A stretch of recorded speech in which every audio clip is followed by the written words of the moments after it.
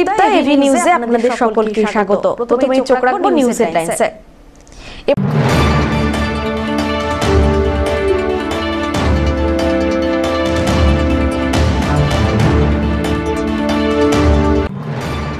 সামনে লোকসভা, শুরু দল বদল। এবার ফরওয়ার্ড ব্লকের কৃষক নেতা নিরাপদ বিশ্বাস কর্মী সমর্থকদের নিয়ে যোগ দিলেন বিজেপিতে।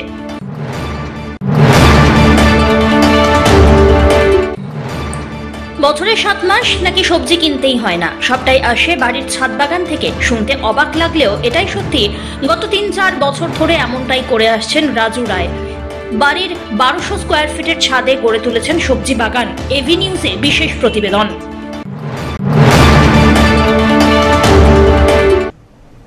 এবার আসছে বিস্তারিত সংবাদে। ফরওয়ার্ড ব্লকের কৃষক নেতা যোগ দিলেন বিজেপিতে। শনিবার জলপাইগুড়িতে জেলা বিজেপির ডাকে চোর ধরো জেল ভরো কর্মসূচিতে অংশ নিতে জলপাইগুড়ি আসেন রাজ্য বিজেপির সভাপতি তথা লোকসভা সাংসদ সুকান্ত মজুমদার। এই দিনের এই কর্মসূচি মঞ্চেই বামফ্রন্টের অন্যতম শরিক ফরওয়ার্ড ব্লকের কৃষক সংগঠন অগ্রগামী কিষাণ সভার জেলা সম্পাদক নিরাপদ বিশ্বাস কর্মী সমর্থকদের নিয়ে বিজেপির রাজ্য সভাপতির হাত থেকে দলীয় পতাকা গ্রহণ করলেন এবং বিজেপিতে যোগ দেন। এ প্রসঙ্গে সদ্য বিজেপি দলে আসা নিরাপদ বিশ্বাস বলেন, একটি ফ্যাসিস্ট সরকারকে উৎখাত করার জন্য এবং জাতীয়তা বোধকে সঙ্গে নিয়ে সাধারণ মানুষের হয়ে কাজ করার উদ্দেশ্যেই এই দল পরিবর্তন। আমি সারা ভারত ফরওয়ার্ড ব্লকের একজন কর্মী ছিলাম এবং নির্বাচিত পঞ্চায়েত সদস্য, পুনর্নির্বাচিত হারিজা বেরোবাড়ি 2 গ্রাম পঞ্চায়েত সদর ব্লক। আজকে দল পরিবর্তন করলেন? হ্যাঁ, আমি বিজেপির দলে যোগদান করলাম। পরিবর্তনের কারণ?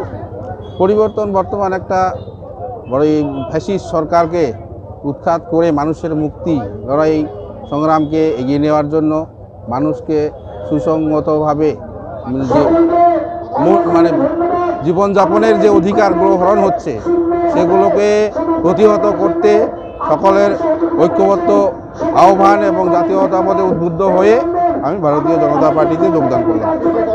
সেই দলের থেকে সম্ভব হচ্ছিল না? না না না, সেই দলের থেকে সম্ভব না। শক্তি ক্ষয় হয়েছে এখন? হ্যাঁ। আপনার সাথে কি পরিবর্তন হবে বলে মনে করছেন? আশা করি মানুষের ঐক্যবদ্ধ যে একটা মনোবৃত্তি তৈরি হচ্ছে এই ফ্যাসিস্ট সরকারের বিরুদ্ধে, সেই বিরোধিতা করার জন্য মানুষ ঐক্যবদ্ধ হচ্ছে প্রতিদিন, প্রতিনিয়ত, প্রতি মুহূর্ত। এই লড়াইকে আশা করি আগামী দিনে একটা ফলপ্রসূ পর্যায়ে নিয়ে এই ফ্যাসিস্ট সরকারের পতন ঘটবে। সব্যসাচী মজুমদারের রিপোর্ট, এভি নিউজ।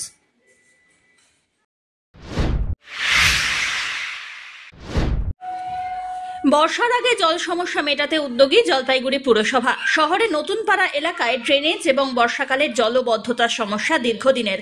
নতুন পাড়া মোড়ে 6 এবং 7 নম্বর তথা 17 নম্বর ওয়ার্ডের সংযোগস্থলেও বটে। এই এলাকার মানুষের অসুবিধা এবং সমস্যার সমাধানে জলপাইগুড়ি পুরসভার তরফ থেকে নতুন পাড়া মোড় থেকে কদমতলা যাওয়ার রাস্তার দুপাশে ড্রেন, গার্ডওয়াল এবং বক্স কালভার্ট নির্মাণের কাজের সূচনা করলেন পুরপ্রধান পাপিয়া পাল। তিনি জানিয়েছেন, এই কাজ শেষ হলে এলাকার মানুষ উপকৃত হবেন। আশা করা হচ্ছে বর্ষার আগেই জলের সমস্যা থেকে রেহাই পাবে এই সমস্ত ওয়ার্ডের বাসিন্দারা। আজকে বহুদিন পর নতুন পাড়ায় যে জলবদ্ধতার সমস্যা ছিল এবং সর্বোপরি বলা যায় যে বহুদিনের যে জায়গাটা আমরা দাঁড়িয়ে আছি নতুন পাড়া মোড়ে, সেই জায়গাটায় কিন্তু এক সাইড পুরো 2 সাইডে ড্রেন ছিল না।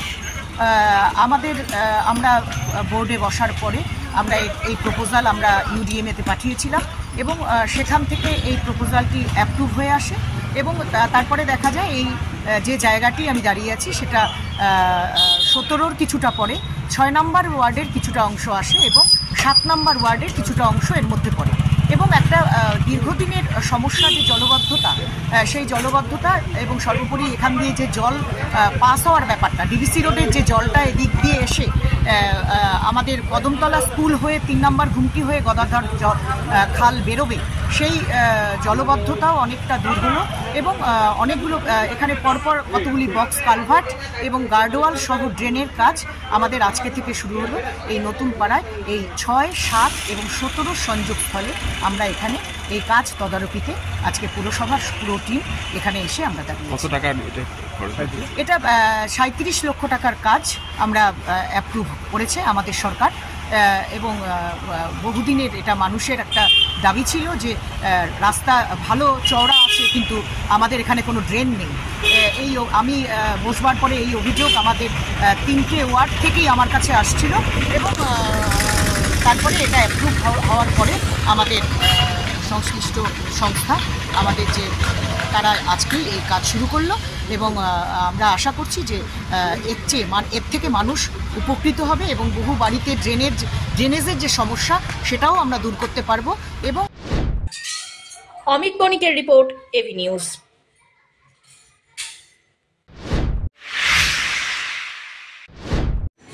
বছরের প্রায় 7 মাস নাকি সবজি কিনতেই হয় না, সবটাই আসে বাড়ির ছাদ বাগান থেকে। শুনতে একটু অবাক লাগলেও গত 3-4 বছর ধরে এমনটাই করে আসছেন রাজু রায়। বাড়ির 1200 স্কোয়ার ফিট ছাদে গড়ে তুলেছেন সবজি বাগান। কি নেই তাতে? ফুলকপি, বাঁধাকপি, বেগুন, পালং শাক, আদা, পেঁয়াজ, রসুন সবই চাষ করেন তিনি। সারা বছর ধরেই চলে তার এই কাঁচা সবজি চাষ। কেবল বাড়িতে খাবার জন্য নয়, পাড়া প্রতিবেশীর মধ্যেও বন্টন করেন এই সবজি। জলপাইগুড়ি শহর সংলগ্ন বজ্রাপাড়ার বাসিন্দা রাজু রায় পেশায় গ্রন্থাগার কর্মী। ছোটবেলা থেকেই নাকি মরশুমি সবজির চাষের একটি নেশা ছিল তাঁর। স্কুল কলেজে পড়াকালীন যে কারণে গ্রামের বাড়িতে টুকটাক সবজি লাগাতেন। এরপরে কর্মজীবনে ঢোকার পর জলপাইগুড়ি আসেন। প্রথমে ভাড়া বাড়ি, তারপর 2018-তে টোপামারি বজ্রাপাড়ায় বাড়ি তৈরি করার পর থেকেই ফুল, ফল, সবজি চাষ করে দেন তিনি। মাছের বড়সড় কার্টুন ব্যবহার করছেন তিনি পালং শাক, ধনেপাতা, মূলো চাষ করার জন্য। আবার বাঁশের খাঁচা তৈরি করে লাউ, কুমড়ো, বিভিন্ন প্রকার বিনসও চাষ করছেন।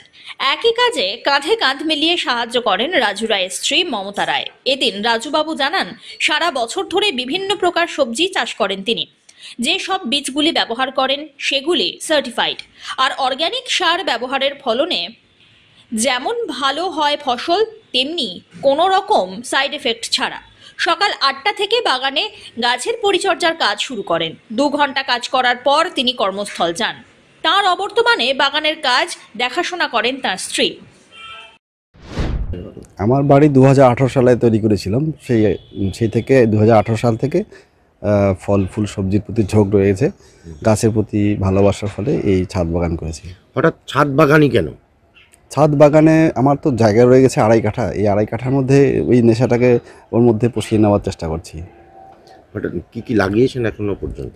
এখনও অবধি আমার পুরোপুরি সবজি, পুরোপুরি যা করেছি অর্গ্যানিক প্রসেসেই আমি সবজি করেছি। আমার যেগুলো পুরো 7 মাস 8 মাস প্রায় আমার সবজি বাজার থেকে কিনতে হয় না, এবং চারিদিকে যা ভেজাল রয়েছে সেই ভেজাল থেকে বাঁচার হাত থেকে কিছুটা হলেও আমি চেষ্টা করছি নিজের হাতে তৈরি করা নিজের শাকসবজি খাওয়ার। যেটা জানতে পারা যাচ্ছে যে আপনার হাতে নিজের তৈরি করা এই সবজি নাকি পাড়া প্রতিবেশীর ঘরেও গিয়ে। হ্যাঁ, অবভিয়াসলি এটা আমারও নেশা রয়ে গেছে সবাইকে খাওয়ানো। সবাইকে আমরা দিই এখান থেকে, যখনই সবজি হয় পাড়া প্রতিবেশী সবাইকে বিলিয়ে দিই, কারণ এটার মধ্যে একটা আনন্দ থাকে। সেই চেষ্টাটা করি, এবং এই সবজিগুলি পুরোটাই অর্গ্যানিক, মানে যা বলবো অর্গ্যানিক সেটা 100% অর্গ্যানিক বলে তারাও খুব সুস্বাদু হয়, খেতেও ভালো হয়, তারাও পছন্দ করে, ওই জন্য ওরা নিয়ে যায়, আমি দিয়ে দিই। কী লাগিয়েছেন এবার মোটামুটি? এবার ফুলকপি রয়েছে 50টা প্যাকেটে, পলি প্যাকেট, বাঁধাকপি 50টা রয়েছে, লাউ 32টা লাউ হয়েই গেল অলরেডি, লেবু রয়েছে, চিচিঙ্গা, আর এদিকে মিষ্টি কুমড়ো, ব্রোকলি, সিজনে যে সব রবি শস্য সব।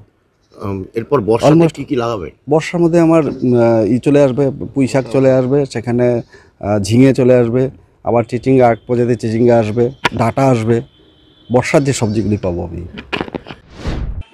ধীমান রায়ের রিপোর্ট, এভি নিউজ।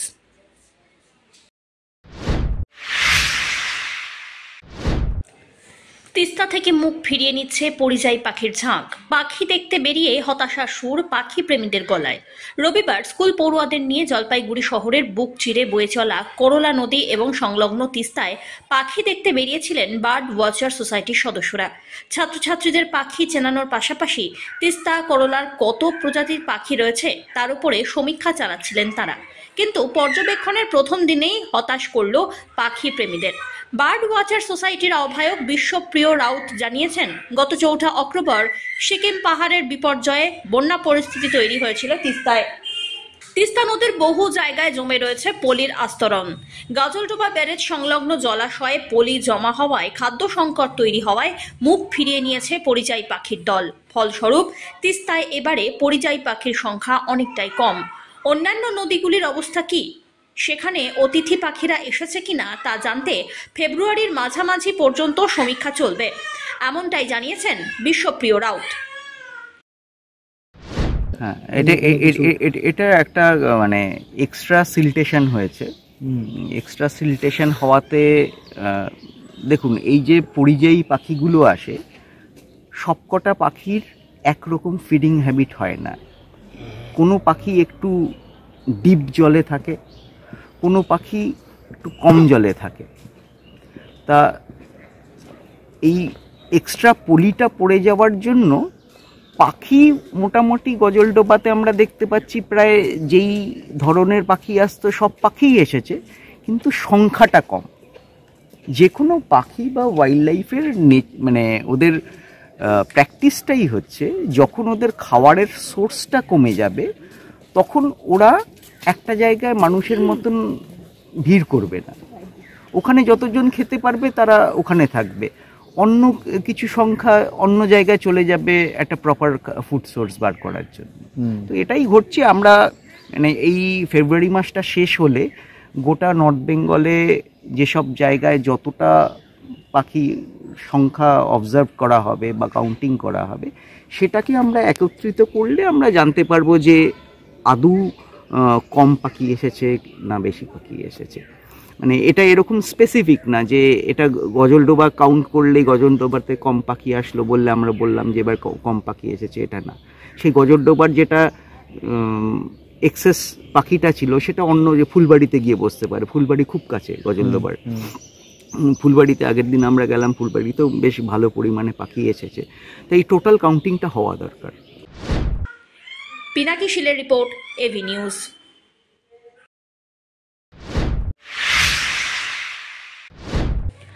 ছাত্র সপ্তাহ উপলক্ষে জলপাইগুড়ি সরকারি ইঞ্জিনিয়ারিং কলেজে অঙ্কন প্রতিযোগিতা সহ বিভিন্ন অনুষ্ঠানের আয়োজন করেছে কলেজ কর্তৃপক্ষ। এ বিষয়ে কলেজের অধ্যাপক চিন্ময় ঘোষ জানিয়েছেন, জানুয়ারি মাসের 2 তারিখ থেকে 8 তারিখ পর্যন্ত চলছে ছাত্র সপ্তাহ। সেই অনুযায়ী গোটা সপ্তাহেই কোনো না কোনো কর্মসূচি রয়েছে। রবিবার অঙ্কন প্রতিযোগিতায় উত্তরবঙ্গের বিভিন্ন স্কুলের পড়ুয়ারা অংশগ্রহণ করে। স্কুলের পড়ুয়ারা যাতে ইঞ্জিনিয়ারিং কলেজ এবং কলেজের পরিবেশ সম্পর্কে জানতে পারে, তার জন্যই এই বিশেষ উদ্যোগ। আমরা এখানে স্টুডেন্টস উইক পালন করছি গত 2 জানুয়ারি থেকে 8 জানুয়ারি পর্যন্ত। আমাদের এখানটা প্রচুর অ্যাক্টিভিটি চলছে। এখানটায় আমাদের নাচ, গান, সমস্ত স্কুলের নর্থ বেঙ্গল স্কুলের স্টুডেন্টরা এখানে পার্টিসিপেট করছে। এখানে drawing competition, drama competition, quiz competition, এই সমস্ত কিছু কম্পিটিশানগুলো ওপেন ফর অল। কলেজের স্টুডেন্টস প্লাস বাইরের সব স্টুডেন্টরা পার্টিসিপেট করতে পারছে। আজকে যেমন এই স্টুডেন্টসগুলো 2টো প্রোগ্রাম আছে মেইনলি। একটা হলো ছবি আঁকা কম্পিটিশান, ড্রয়িং কম্পিটিশান, আর একটা হলো ডান্স কম্পিটিশান। ডান্স কম্পিটিশানটা বিকেলবেলায় আছে, আর ছবি আঁকার কম্পিটিশানটা এখন হচ্ছে। এখানটায় জলপাইগুড়ির অনেক স্কুলের স্টুডেন্টরা তো এসছেই, সঙ্গে হলো আমাদের আরেকটা ব্যাচ বাকি আছে যেটা অরফ্যান স্টুডেন্টসরা আসছে।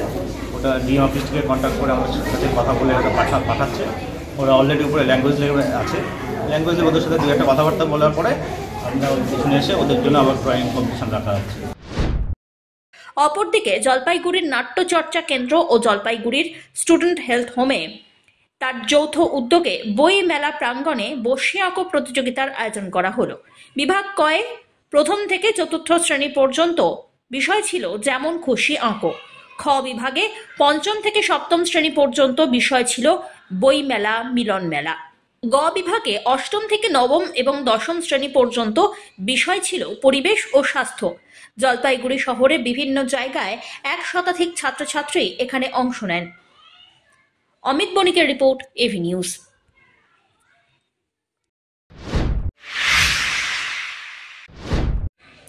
ইউরেকা ক্লাব এবং ওয়েলফেয়ার অর্গানাইজেশনের পরিচালনায় এবং শিলিগুড়ির গ্রেটার লায়ন্স ক্লাবের ব্যবস্থাপনায় জলপাইগুড়ি শহরের আদরপাড়া অশোকনগর এলাকায় চক্ষু পরীক্ষা শিবিরের আয়োজন করা হলো। এই বিষয়ে ইউরেকা ক্লাবের সদস্য জানিয়েছেন, গত ডিসেম্বরে তাদের ক্লাবের পক্ষ থেকে শিলিগুড়ির লায়ন্স ক্লাবের হাসপাতালে 175 জনের চোখের ছানি অপারেশন হয়। ওই দিন ক্লাব ভবনে পুনরায় শিবির করে সেই সমস্ত মানুষদের অপারেশন পরবর্তীকালে পরিস্থিতির ফলো আপ করা হলো। তারা আরও জানিয়েছেন, আগামী 27 জানুয়ারি ফের একটি চক্ষু পরীক্ষা শিবিরের আয়োজন করা হবে ক্লাব ভবনে। সেখানে চক্ষু পরীক্ষা করার পর যাদের ছানি অপারেশনের প্রয়োজন তাদের শনাক্ত করে শিলিগুড়ি লায়ন্স হাসপাতালে নিয়ে গিয়ে সেই অপারেশন করানো হবে। অমিত বণিকের রিপোর্ট, এভি নিউজ।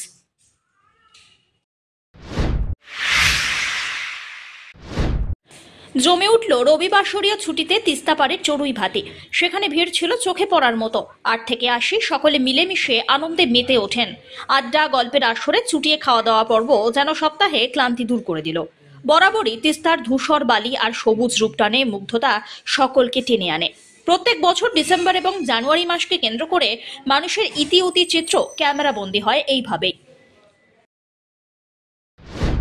আমরা জলপাইগুড়ি স্পারের 4 নম্বর স্পারে এসেছি পিকনিক করতে। আমরা এখানে সবাই কর্মরতা, আমাদের জলপাইগুড়ি মিউনিসিপ্যালিটির SWM ডিপার্টমেন্টে আমরা সবাই আছি। কতজন এসেছেন? আমরা এখানে মোটামুটি 30 জন, বাচ্চা নিয়ে সবার বাচ্চাদের নিয়ে। হ্যাঁ, কতজন হবে মোট এখানে? হ্যাঁ, 30-এর উপরেই হবে। এটা কি প্রতি বছরই আসেন? আমাদের এটা প্রথম অফিস থেকে আমাদের এটা প্রথম। প্রচন্ড খুব মজা হচ্ছে এবং পরিবেশ ভীষণ ভালো। আমরা সব গার্লসরা এসেছি, আমাদের কোনো অসুবিধা হচ্ছে না। আমাদের দাদা এসেছেন, আমাদের আজকে পুরো রেস্ট, আমরা পুরো মজা করছি আর রেডিমেড খাবার পাচ্ছি, খাচ্ছি, আনন্দ, ভীষণ আনন্দ। সারা দিনটা কিভাবে কাটাবেন? এই তো হাফ বেলা তো কেটেই গেল এইভাবে। এরপরে এখন আমাদের লাঞ্চ চলে এসছে, লাঞ্চ করব, তারপরে আরেকটু নাচানাচি, তারপরে ব্যাস বাড়ি চলে যাব। মেনু কি রয়েছে? মেনু আছে আমাদের, প্রথমে তো সকালবেলা চা বিস্কিট, আমাদের একটু ঝালমুড়ি মাখা হয়েছিল, তারপরে তো ওই চিপস এগুলো চলছে, কোল্ড ড্রিঙ্কস, মাজা। আর আমাদের যেটা মেন কোর্সে আছে হচ্ছে ডাল, ভাত, তারপর আলু ফুলকপি রোস্ট যেটা, সেটা, ফ্রাইড রাইস, মাংস, চাটনি, পাঁপড়, মাছের বাটা মাছের ঝোল। ধীমান রায় রিপোর্ট, এভি নিউজ।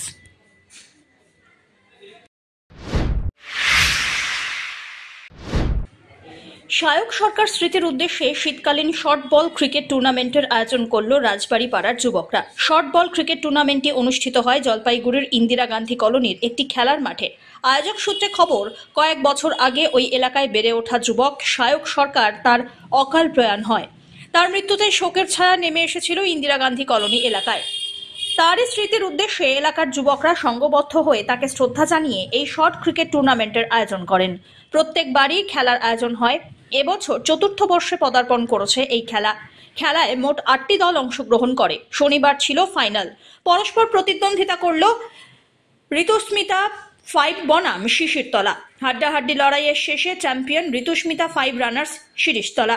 খেলা শেষে রানার্স এবং চ্যাম্পিয়ন্স দলের হাতে তুলে দেওয়া হয় শায়ক সরকার স্মৃতি ট্রফি। এই দিনের খেলা দেখতে দর্শকদের ভিড় ছিল চোখে পড়ার মতো। এই বললাম 3 বছর আগে আমাদের পাড়ারই একটা ছোট ভাই মারা গেছিল, তো স্মৃতির উদ্দেশ্যেই একটা খেলা ছাড়া হয়েছে। প্রত্যেক বছর আমরা একটা খেলা ছাড়ি, তো এবারও ওই খেলারই আয়োজন করা হয়েছে। কি খেলা এটা? এটা একটা শর্ট বাউন্ডারি ক্রিকেট টুর্নামেন্ট ছাড়া হয়েছে, 6 টিমের ক্রিকেট টুর্নামেন্ট ছাড়া হয়েছে। কারা উইনার হলো বা চ্যাম্পিয়ন? চ্যাম্পিয়ন টিম হচ্ছে এই যে আমাদের রাজবাড়ী বটতলা, আর রানার্স টিম হচ্ছে শিরিষতলা আসামমোড়। কততম খেলা এটা? এটা 4র্থতম খেলা। প্রতি বছর হয়? প্রতি বছর আয়োজন করা হয়। এর পরের বছর কি লক্ষ্য রয়েছে বা প্রাইজের ক্ষেত্রে কি রয়েছে একটু বলো। পরের বছর সবাই মিলে আমরা খেলাটাকে আরো বড় করার আয়োজন করার ব্যবস্থা করেছি। দেখি কথাবার্তা বলি, যদি ঠিকমতো যদি সাহায্য পাই আরো বড় করবো। পরের বছর IPL করে দেবো এটা। ধীমান রায় রিপোর্ট।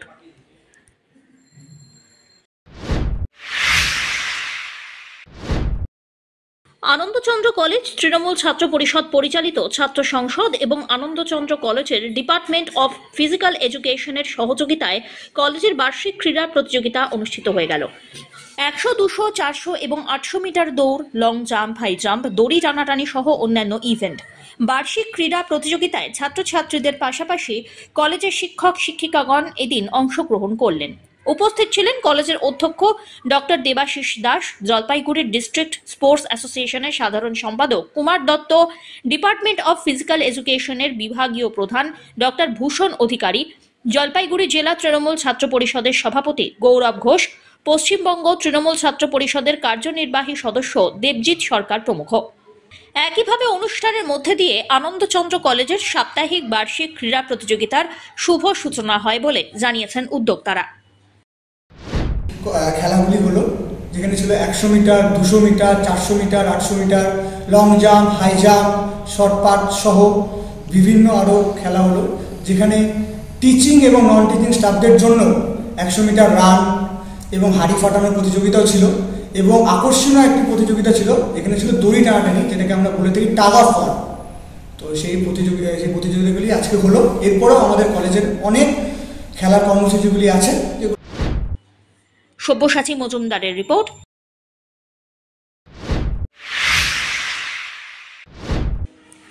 বীর সন্ন্যাসী স্বামী বিবেকানন্দের 161তম জন্ম জয়ন্তী এবং হেলাপাখড়ি বিবেকানন্দ স্পোর্টিং ক্লাবের সুবর্ণ জয়ন্তী উৎসব পালিত হবে আগামী 12ই জানুয়ারি থেকে 4 দিন ব্যাপী। তারই অঙ্গ হিসাবে পশ্চিমবঙ্গ রাজ্য হ্যান্ডবল অ্যাসোসিয়েশনের উদ্যোগে জলপাইগুড়ি জেলা হ্যান্ডবল অ্যাসোসিয়েশন এবং বিবেকানন্দ স্পোর্টিং ক্লাবের পরিচালনায় রবিবার থেকে শুরু হলো 19তম রাজ্য জুনিয়র মহিলা হ্যান্ডবল চ্যাম্পিয়নশিপ 2024। হেলাপাখড়ির পিউআর হাই স্কুলের ক্রীড়া প্রাঙ্গণে আয়োজিত এই হ্যান্ডবল চ্যাম্পিয়নশিপ চলবে আগামী 9 জানুয়ারি পর্যন্ত। সেই উপলক্ষে এদিন একটি বর্ণাঢ্য শোভাযাত্রা এলাকা পরিক্রমা করে। তারপর পতাকা উত্তোলন করে হ্যান্ডবল প্রতিযোগিতার আনুষ্ঠানিক শুভ সূচনা করেন আমন্ত্রিত অতিথিরা। পদমতি 2 নম্বর গ্রাম পঞ্চায়েতের প্রধান জয়া বর্মন অনুষ্ঠানে সভাপতিত্ব করলেন। জলপাইগুড়ি সাংসদ ডক্টর জয়ন্ত কুমার রায়, ময়নাগুড়ির বিধায়ক কৌশিক রায়, রাজ্য হ্যান্ডবল অ্যাসোসিয়েশনের সহ সভাপতি অনিল তালুকদার, টুর্নামেন্টের টেকনিক্যাল চেয়ারপারসন জিয়ারুল মণ্ডল, রাজ্য কনভেনার গোপাল দত্ত, জলপাইগুড়ি জেলা সভাপতি সুনীল খুঁড়িয়া সহ অন্যান্য বিশিষ্টজনেরা অতিথি হিসাবে উপস্থিত ছিলেন। রাজ্য হ্যান্ডবল অ্যাসোসিয়েশনের সহ সভাপতি অনিল তালুকদার জানিয়েছেন, রাজ্যের মোট 8টি জেলার মহিলা হ্যান্ডবল দল এতে অংশগ্রহণ করেছেন। রাজ্য স্তরের খেলাধুলায় অংশগ্রহণের ক্ষেত্রে উত্তরবঙ্গের ছেলেমেয়েরা অনেকটাই বঞ্চিত, কারণ দূরত্ব থেকে শুরু করে আর্থিক অবস্থার দিকেও উত্তরবঙ্গের খেলোয়াড়রা পিছিয়ে বলেও আক্ষেপ তাঁর। উৎপল সেনের রিপোর্ট, এভি নিউজ।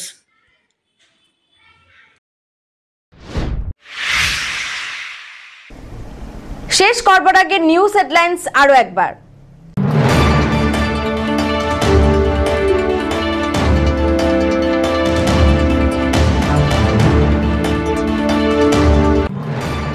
সামনে লোকসভা, শুরু দল বদল। এবার ফরওয়ার্ড ব্লকের কৃষক নেতা নিরাপদ বিশ্বাস কর্মী সমর্থকদের নিয়ে যোগ দিলেন বিজেপিতে।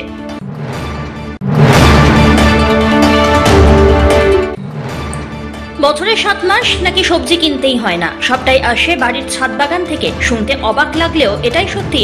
গত 3-4 বছর ধরে এমনটাই করে আসছেন রাজু রায়। বাড়ির 1200 স্কোয়ার ফিটের ছাদে গড়ে তুলেছেন সবজি বাগান। এভি নিউজে বিশেষ প্রতিবেদন।